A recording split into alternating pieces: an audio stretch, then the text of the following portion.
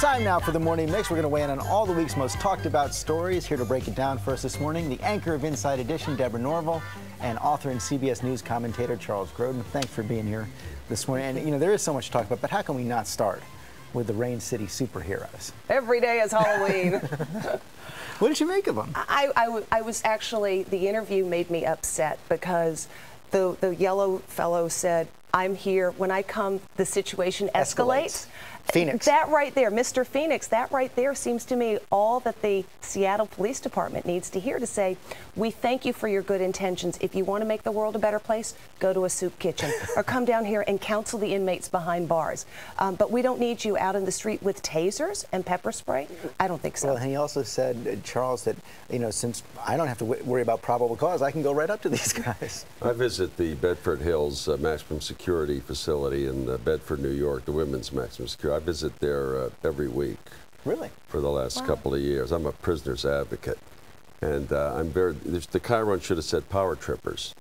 Because people put on uniforms too often to be power trippers, to take power. And they do it without uniform. But in uniform, you've got a too high majority of people are doing it to exert power over people that they don't need them. We have police officers. There's enough of them who are power trippers. How about his argument, though, what Phoenix said? He goes out and tells his kids every day, Daddy's doing something to make the world a better place. Like I said, go to a soup kitchen. There are many other ways to make the world a better place. You don't need to go play cops and robbers to do it. Talking about power trippers, a big power shift in Washington this week. New Republicans take over the House. John Boehner is the new Speaker of the House. And, you know, this is going to create all kinds of change in Washington. But one thing that was so clear, we saw it when he took the gavel from Nancy Pelosi.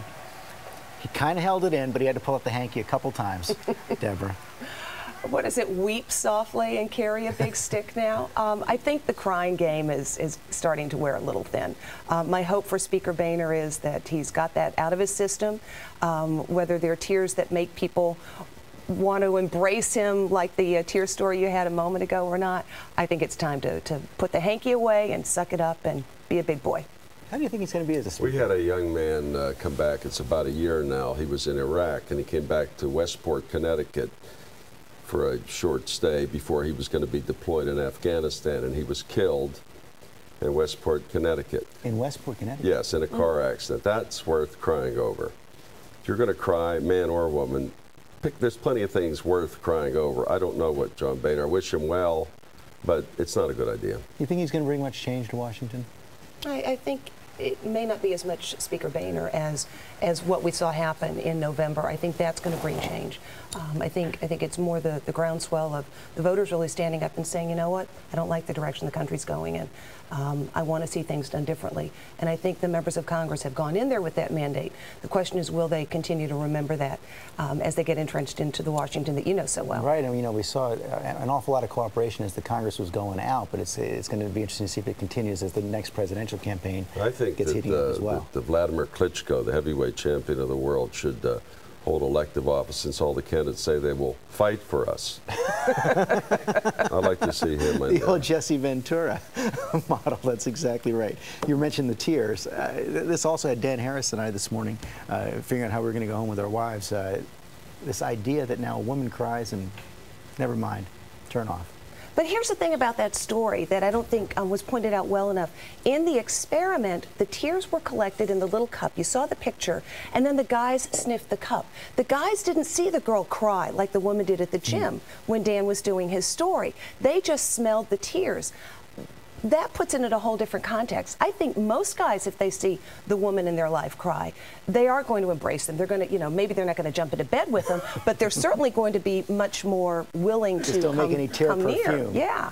I was told that Deborah cried when she heard that I was going to be here with her. On the contrary, I was thrilled to see you again, Michael. That turned you on. I know, I'm all for. I understand. I have compassion. And you comforted me so well. I understand. Believe me. Finally, before we go, this story of Ted Williams, which is just an unbelievable story. You saw him here with his mom earlier today. You know, 3 days ago, he's on the side of a highway in Columbus, Ohio. Now he's got a Kraft Foods contract, a Cleveland Cavaliers contract. He's a national celebrity. You can't help but wonder what the next chapter in this story is. Well, I hope the next chapter is one that we are as eager to embrace as we are right now. I think everybody knows, particularly Mr. Williams and his very beautiful and eloquent mother, it's going to be a tough road.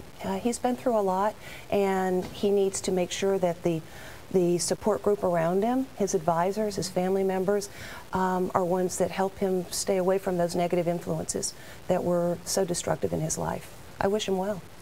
Well, we all do. We're all for people having second chances. I was really taken aback because I always thought he was a great baseball player, but I had no idea. He had those pipes too. No, I didn't know that. I didn't realize that. So that was interesting. Well, we'll see if we know he has a second chance on the basketball court as an announcer. We don't know if he's going to make it for the Indians as well. Well, Charles Grodin and Deborah Norville, thank you both very much. It was a lot of fun this morning. It was.